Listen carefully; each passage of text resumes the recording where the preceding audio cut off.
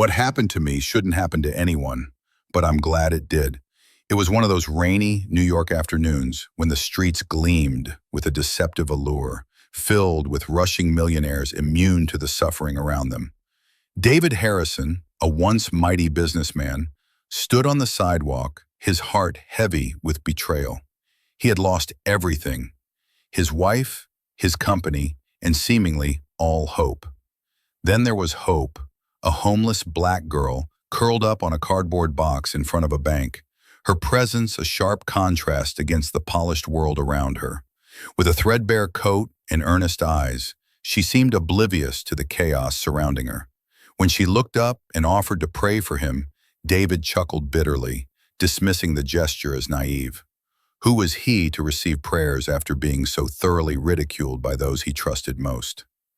But in his heart, amidst the turmoil, something flickered, a desperate need for solace. As he turned to leave, Hope's soft voice pierced through his defenses, urging him to surrender his pain. "It's okay to cry," she said simply. Suddenly the dam broke. Tears flowed as her words sunk deep, healing wounds he didn't know existed.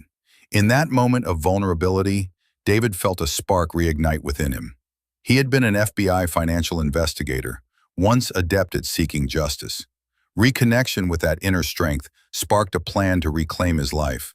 Yet it was Hope's faith that transformed his heart, compelling him toward redemption rather than revenge. What began as a fleeting moment of empathy would soon turn into a powerful journey of justice, healing, and an unexpected alliance. David Harrison clenched his jaw as he stared down at the woman seated on the cardboard box. His tailored suit felt tight, his gut twisted. "What do you want?" he barked, irritation flashing in his eyes. "Just thought you looked troubled, sir." "Can I pray for you?" Hope's voice was calm, a stark contrast to his turmoil. Her hands, rough and worn, clasped together as if forging a lifeline. David scoffed, shaking his head. "Pray? For me? You think I need that?" He turned to leave but paused, torn between his anger and the ache of longing for solace. "I know you're hurting," she replied, unwavering. "Sometimes it's the broken that heal the best."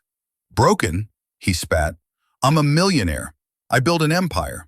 Yet beneath his bravado, the sting of betrayal seared his heart. His best friend Marcus had stolen everything: his company, his wife Sarah, a gut-wrenching double-cross. Hope's gaze softened, seeing through his facade. "Money can't fix a broken heart. Let me pray for you." David rolled his eyes, dismissive, but a flicker of vulnerability pierced his bravado. "You think your little prayers can save me? Save me from my wife's affair and my partner's treachery?" "Maybe not save, but they can help you find peace," she said firmly. "Just give it a chance." A silence hung between them, waited. "Fine," he muttered, fists clenched. "Pray if it makes you feel better." "What's your name?" she asked, her tone gentle. "David." Disillusioned, she said slowly. "I'll pray for you." As she bowed her head, something in him cracked open. The chill of Manhattan faded, replaced by a warmth that surprised him. For a moment, seated in front of that bank, he felt the stirrings of something more profound. Hope. Hope sat silently on her cardboard throne, watching a world rush by without noticing her. Dressed in tattered clothes, with hair matted from nights spent on the unforgiving streets of Manhattan, she appeared small amidst the towering skyscrapers. Today, she felt a familiar twinge in her chest, a heaviness mixed with determination. She had seen more pain than most, yet her spirit remained unbroken. David Harrison, a millionaire with unkempt hair and a shadowed gaze, walked past her for the third time that week. Each encounter felt heavier, as if he was dragging the weight of betrayal alongside him. The laughter and success that had once filled his life had been torn from him by the very people he trusted most.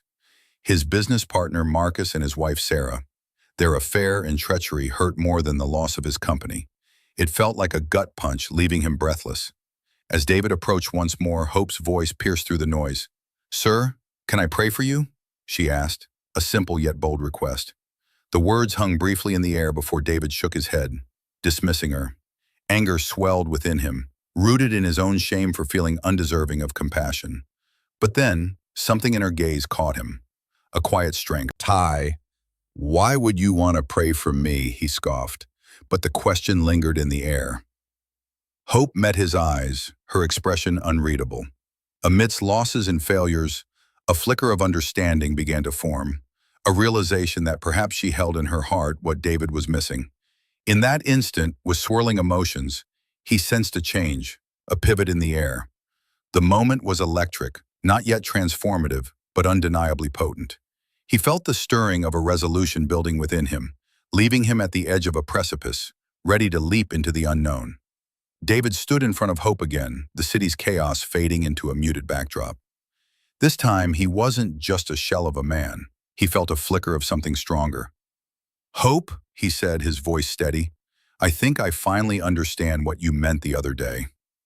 Hope looked up from her makeshift seat, her eyes sparkling with curiosity. "What do you mean, Mr. Harrison? I dismissed your offer to pray for me, but I need to reclaim my life." His gaze hardened, determination flickering in his steady posture. "That's the first step," she replied softly, a hint of pride lacing her words. "You've got this." The next day, David met with Jessica, his trusted secretary. "We need to obtain every financial record from the past year," he ordered, the clarity of purpose washing over him. "Marcus has been embezzling funds. We have to gather evidence." Jessica's eyebrows raised in surprise, but a smile broke across her face. "I knew you'd find your fight again, David." As they cataloged documents and pieced together the puzzle, he felt that familiar rush of adrenaline, his former self starting to bloom. Days later, David returned to Hope, confidence resonating in his voice. "I'm ready for what's next. Marcus won't see this coming." "Don't let anger lead you," she warned gently, fingers gripping her cardboard box. "Channel it into your truth." Tom, clients, a quiet conviction shaping his words. Hope smiled, and he knew then he wasn't just reclaiming his power, he was evolving. Small victories were unfolding, and he was on the right path to something bigger. Disrig Harrison stood in his gleaming office overlooking Manhattan, the skyline a testament to the empire he had built, now crumbling. The betrayal from Marcus and Sarah cut deeper than any financial loss. It was heart-wrenching. He felt directionless until he saw a girl on the street, her smile radiant against the bleakness of her surroundings. Hope. With nothing but tattered clothes wrapped around her thin frame, she saw potential in him, as if she could peel back the layers of his chaos. "Can I pray for you?" she asked, her voice steady despite her circumstances. He scoffed initially, hiding the cracks behind a mask of arrogance. What was a prayer to someone who felt unworthy? But there was something in her eyes, the unwavering belief that grace was possible. His laughter faded, and tears he didn't know he had slipped down his cheeks as she clasped her hands and shared a simple plea for healing, clarity, and strength. Days later, as he sat with Jessica, his loyal secretary turned ally, the pieces began to align. They pored over documents that revealed Marcus's schemes, fraudulent activities hidden within layers of finesse. "We can expose him," Jessica urged. Hope had sparked the fire within him, igniting a purpose he thought lost. The confrontation unfolded in a tense meeting, a showdown that felt surreal. David poised, laid out the evidence. The room pulsed with silence, Marcus's smirk dissolving into disbelief. In that moment, the millionaire turned from prey to predator, watching as Marcus's empire crumbled before him. The silent victory danced in David's heart. It wasn't revenge, but justice restored. Task Marcus was led away in cuffs. An eerie calm washed over David, the chaos replaced by clarity. Hope watched from the hallway, a nod of recognition shared. A few weeks later, he stood before her again, gratitude blooming in his chest. "You made me believe again," he said, presenting her with a foundation in her name. In the end, true power wasn't in reclaiming wealth, but in the ability to uplift others. David learned to weave hope into lives, including his own.